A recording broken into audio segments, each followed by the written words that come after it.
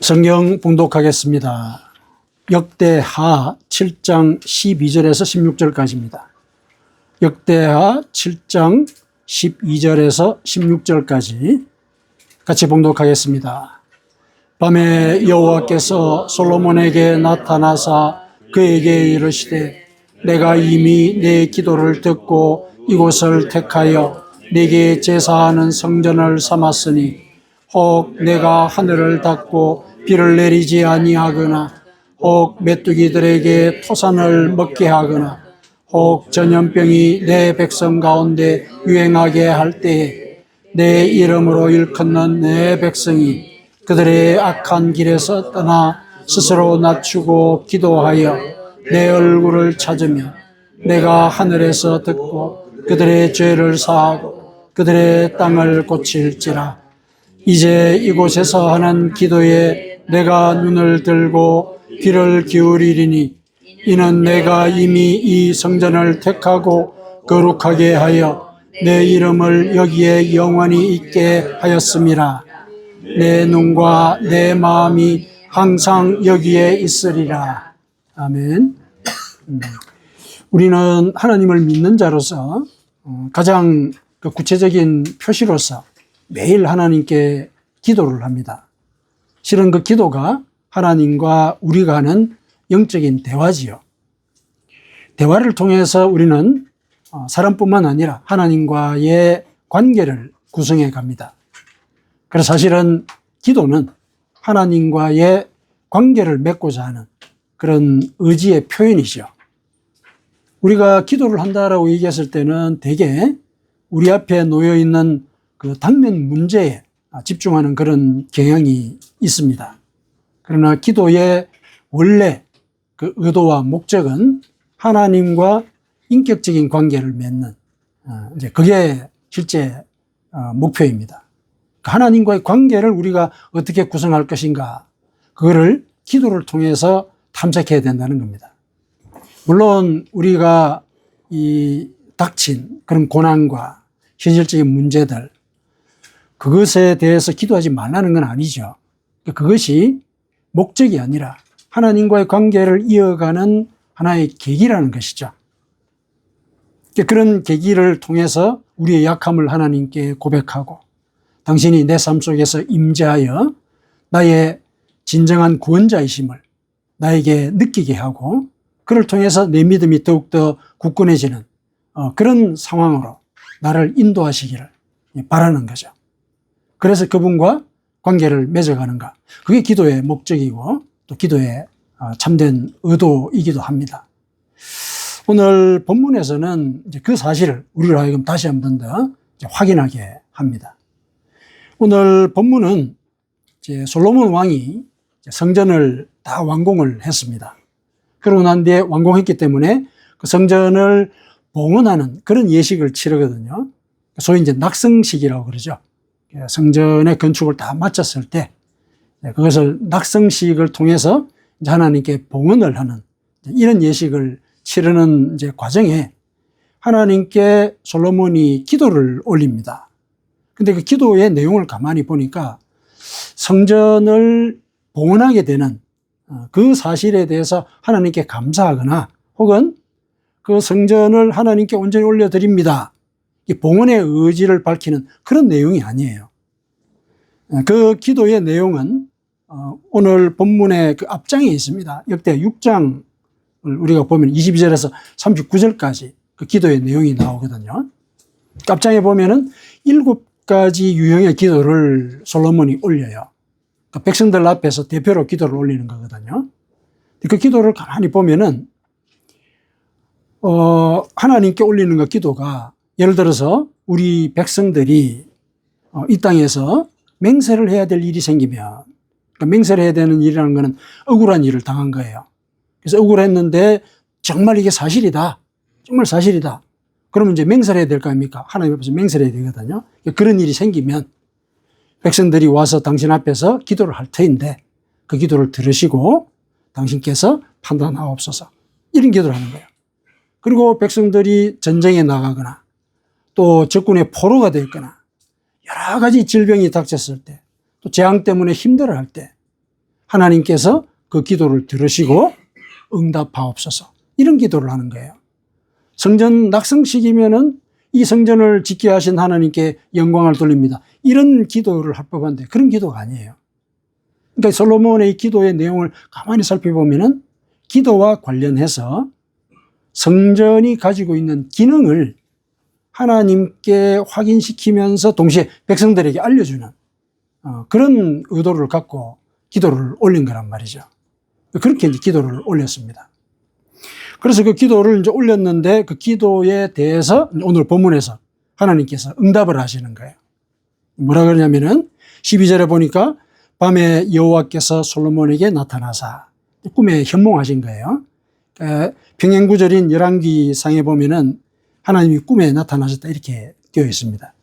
솔로몬에게 나타나서 그에게 이르시되 내가 이미 내 기도를 듣고 솔로몬이 올린 그 기도를 하나님이 들으셨다는 거예요. 듣고 이곳을 택하여 내게 제사하는 성전으로 삼았다 이렇게 말씀하십니다. 솔로몬이 하나님께 올린 그 기도의 뜻을 하나님이 확인하셨다 이렇게 인정하시는 거죠. 왜 성전 낙성식인데 솔로몬이 봉헌에 관련된 얘기는 하나도 하지 않고 기도와 성전의 그 관계 혹은 기도와 관련하여 성전이 가지고 있는 그 기능에 대해서 기도를 했을까? 그 의도를 하나님이 파악했다. 내 깊은 뜻을 내가 알았다. 이렇게 말씀하시는 거예요. 그죠? 이곳을 택하여 내게 제사하는 성전을 삼았다. 이렇게 이제 말씀하시는 거죠. 그런데 솔로몬에게 개인적으로 나타나시긴 했지만은 솔로몬은 백성의 대변자죠. 백성의 대변자입니다. 솔로몬에게 하신 그 말씀은 사실은 이스라엘 백성들 개개인에게 하는 말씀이에요. 그리고 백성들 앞에서 솔로몬이 그 기도를 올렸지 않습니까? 그 백성들을 대표해서 하나님께 올린 거거든요. 그 기도를 하나님이 받으셨으니까 백성들이 올린 기도로 받으신 거예요. 그래서 솔로몬에게 대표해서 하나님의 뜻을 이루시긴 했지만은 결국은 하나님의 이 말씀은 백성들 모두에게 일러주는 말씀이다. 그렇게 이해를 하셔도 됩니다. 자, 그렇게 이제 하나님께서 네가 올린 그 기도와 또 그 기도의 뜻을 내가 알고 이 성전을 나에게 제사하는 곳으로 내가 삼겠다. 이렇게 이제 말씀하신 것이죠. 자, 그러고 난 뒤에 하신 말씀이 혹 내가 하늘을 닫고 비를 내리지 아니하거나 그 재앙이 닥쳤을 때죠. 그렇죠?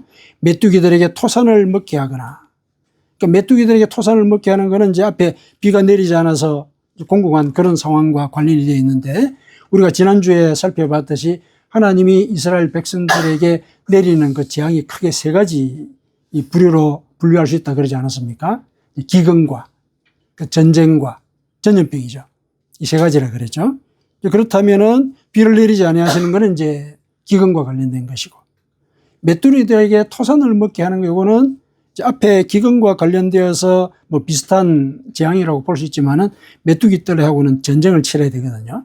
그리고 이스라엘 역사에 있어서 메뚜기처럼 이렇게 적들이 몰려와서 수탈하는 그 장면을 메뚜기에 비하는 그런 내용이 있죠.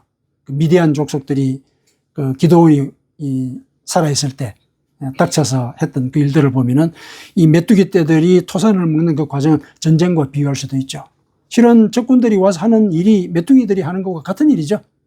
와서 다 약탈하는 거죠. 어쨌든 또 전염병이 이제 번졌다. 그러니까 인간에게 벌어질 수 있는 그런 모든 재앙들이 벌어졌을 때 그 얘기죠. 그때 내 이름으로 일컫는 내 백성이 그들의 악한 길에서 떠나 스스로 낮추고 기도하여 내 얼굴을 찾으면 내가 하늘에서 듣고 그들의 죄를 사하고 그들의 땅을 고칠 것이다. 백성들에게 이런 약속을 하신 것이죠. 약속을 했습니다. 성전에서 나에게 기도하면 그리고 성전을 향하여 기도하면 이렇게 얘기 나와요. 그 기도 중에서는 심지어 이런 기도도 있어요.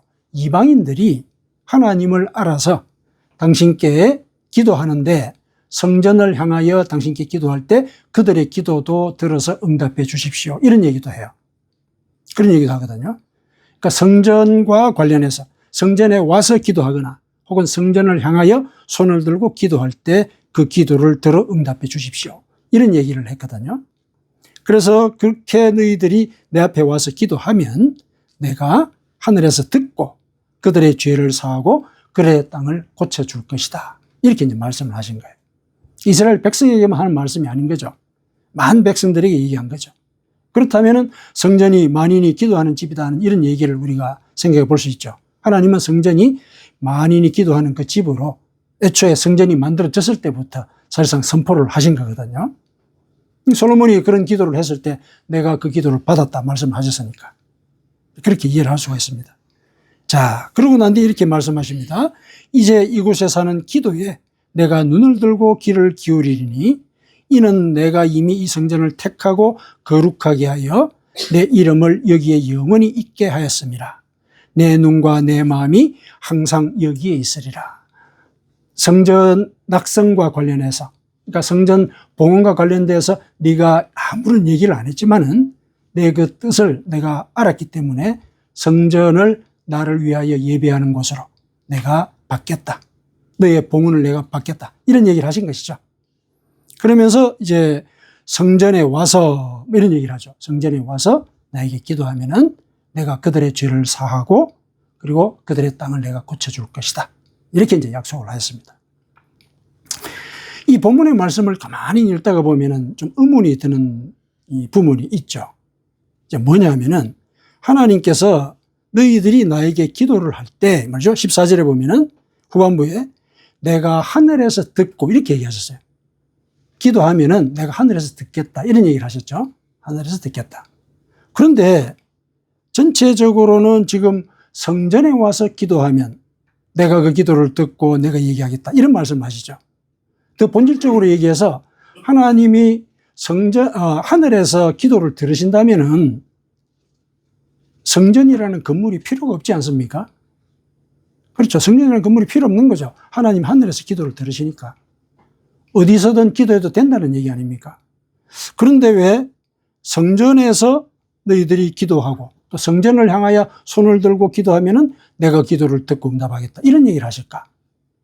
조금 모순이 되는 거죠. 분명히 하나님은 내가 하늘에서 듣겠다 이런 얘기를 하셨거든요.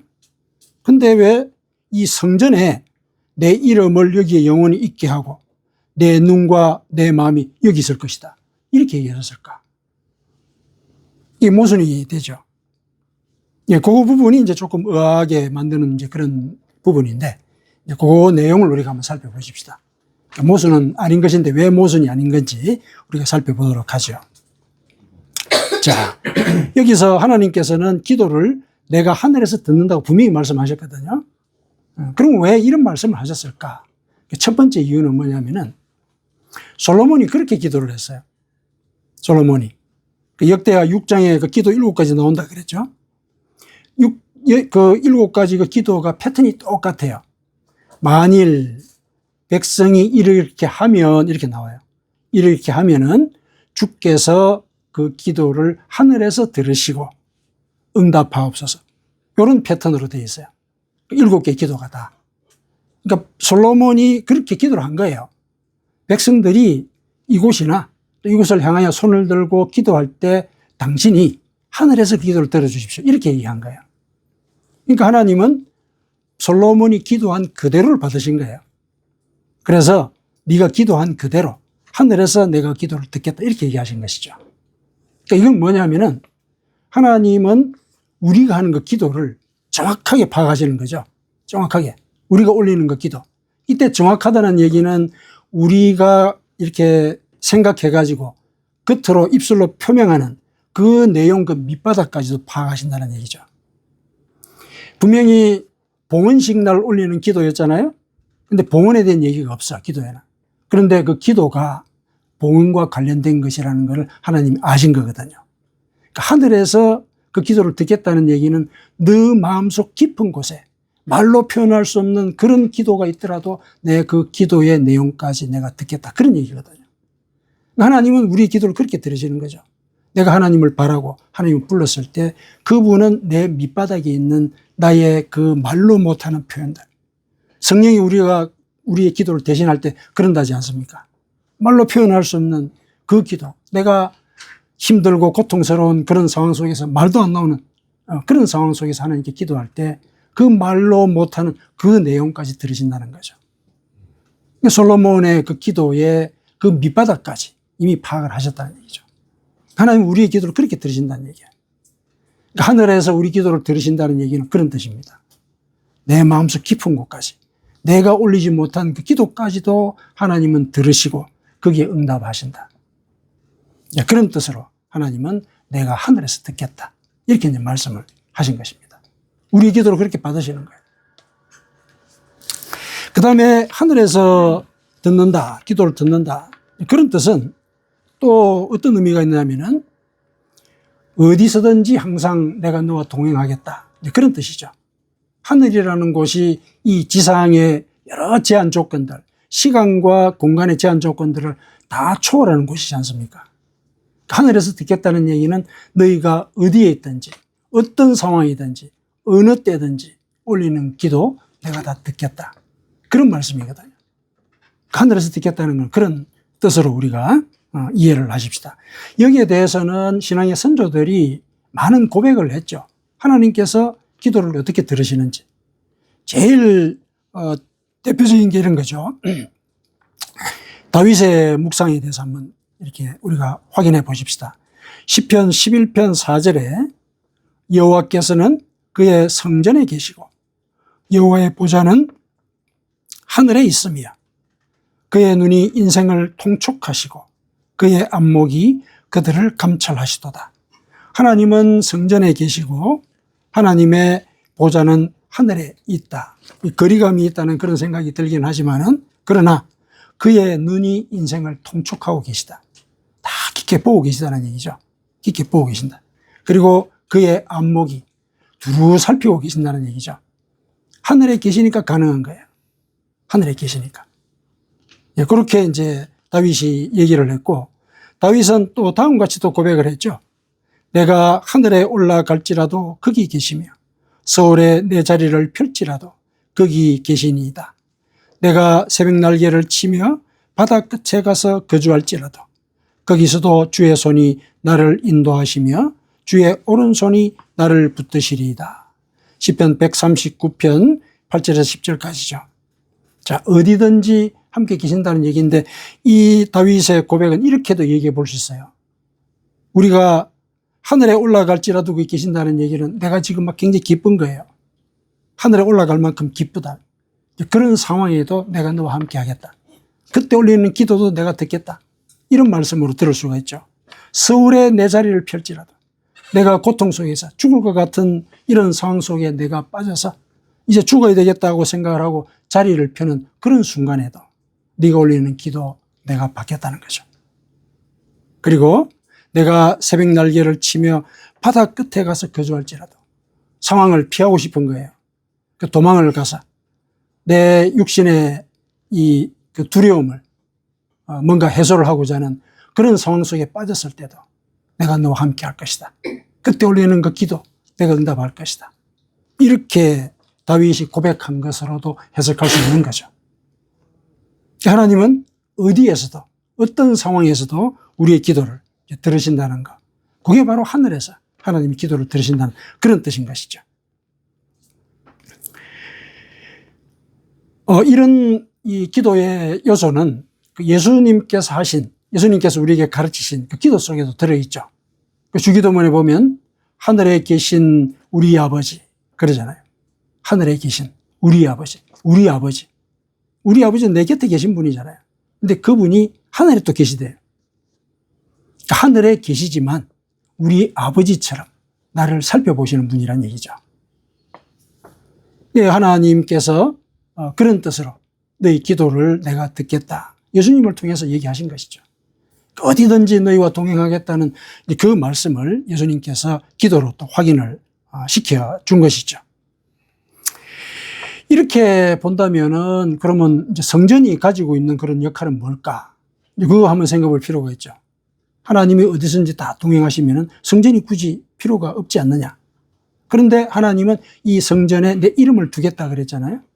그렇다면은 성전이 가지고 있는 그런 의미는 하나님이 너희들과 함께 동행하고 있다는 표시인 거예요. 그러니까 성전이 하나님의 집이잖아요. 하나님의 집 우리 가운데 있는 거잖아요. 성전에 건물이 있다는 거는. 그거는 바로 하나님이 우리 삶 속에 임재해 계시다는 것의 물리적인 증거라는 얘기예요. 그렇게 이해를 하시면 되는 거죠.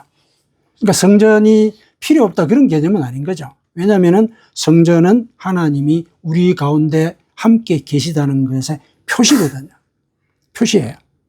그렇다면 우리가 성전을 향해서 기도할 수 있는 거죠. 왜냐하면 거기에 계시는 분을 향해서 우리가 기도를 하는 거니까. 우리는 눈에 보이지 않으면 잘 못 믿거든요. 그래서 보여주신 것이라고 생각을 하면 되죠. 그래서 성전 건물 자체가 뭐 불필요하다 이런 식의 개념은 아니라고 보는 거죠. 뭐 그렇다고 해서 성전 건물이 꼭 있어야 된다. 이거는 또 개념을 또 달리해서 생각해 봐야 할 부분이죠. 어쨌든 하나님이 하늘에서 기도를 들으신다라고 얘기했을 때 그때 성전의 의미는 항상 내가 너희와 함께 있다는 것의 표시로서 눈에 보이도록 그 증거를 남긴 것이다. 이렇게 이해를 하시면 되죠. 그래서 하늘에서 내가 너희 기도를 듣겠다는 얘기는 어디서든 기도해라. 어떤 상황에서든지 네가 하늘에 있든 네가 서울에 있든 네가 저 바다 건너편에 도망가 있든 어디서든 기도해라. 내가 기도를 듣겠다. 그런 뜻으로 이해를 하시면 되겠습니다. 그 다음에 또 세 번째 이렇게 생각해 볼 필요가 있습니다. 하나님이 하늘에서 그 기도를 듣겠다는 말씀은 그 기도가 하늘의 뜻에 맞을 때 응답이 된다. 이런 말씀일 수도 있어요.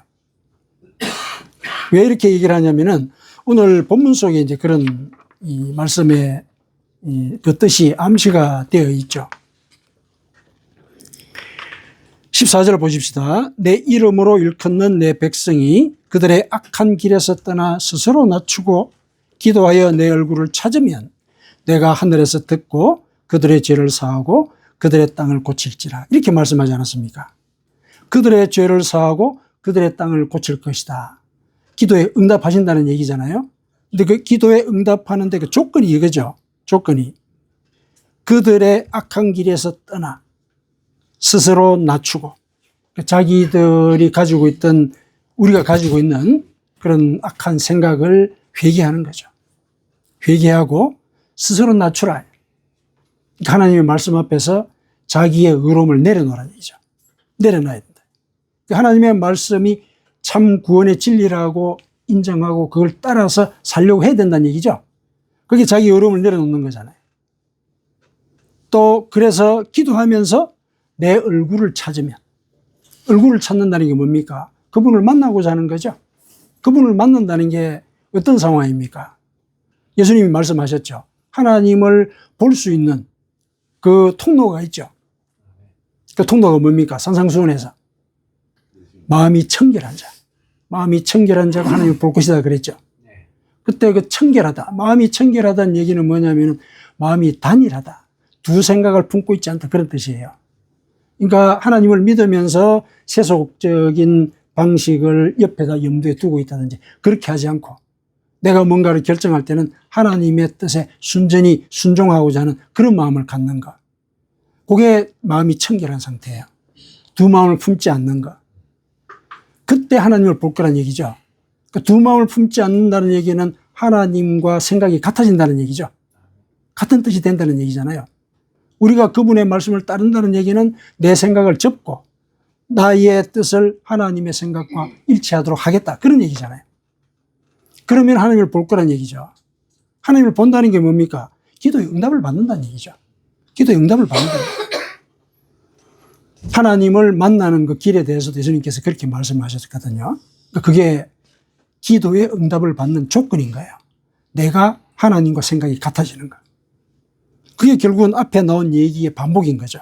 앞에 나온 얘기가 악한 길에서 떠나 스스로 낮추라는 거죠. 악한 길에서 떠나 스스로 낮추라. 그리고 그분의 말씀에 내 생각을 일치하려고 하는 거죠. 그러니까 기도해서 당신의 얼굴을 찾는다는 게 그런 뜻이라는 거예요. 자, 그렇게 하면 그 기도에 응답을 하겠다. 이렇게 말씀하셨거든요. 이 조건이 뭡니까? 이 조건이 우리를 향한 하나님의 뜻이거든요. 우리가 그렇게 살아야 된다는 얘기예요. 우리가. 우리의 악한 뜻을 내려놓고 자기 어려움을 낮추고 그리고 하나님의 말씀을 쫓아 살려고 하는 것. 이게 하나님의 뜻이거든요. 그 뜻에 맞는 기도를 하면 내가 죄를 사하고 그들의 땅을 고칠 것이다. 이런 얘기죠. 하나님이 내 것인 그 조건이 바로 하늘의 뜻인 거예요. 하늘에서 기도를 듣겠다는 얘기는 너희의 기도가 하늘의 뜻에 맞는지를 먼저 보란 얘기죠. 먼저 보라. 그랬을 때 내가 죄를 사하고 땅을 고쳐줄 것이다. 이런 얘기를 하는 거거든요. 그러니까 하나님께서 하늘에서 기도를 듣겠다는 얘기는 너희의 기도가 그리고 너희의 삶이 먼저 하나님의 뜻에 맞는지를 살펴보라는 거. 그걸 요구하는 말씀으로 우리가 이해를 하고 받아들여야 되겠습니다. 그래서 하나님이 솔로몬을 통해서 일러주신 하늘에서 기도를 듣겠다는 그 말씀의 뜻을 우리는 이렇게 이해를 해야 되죠.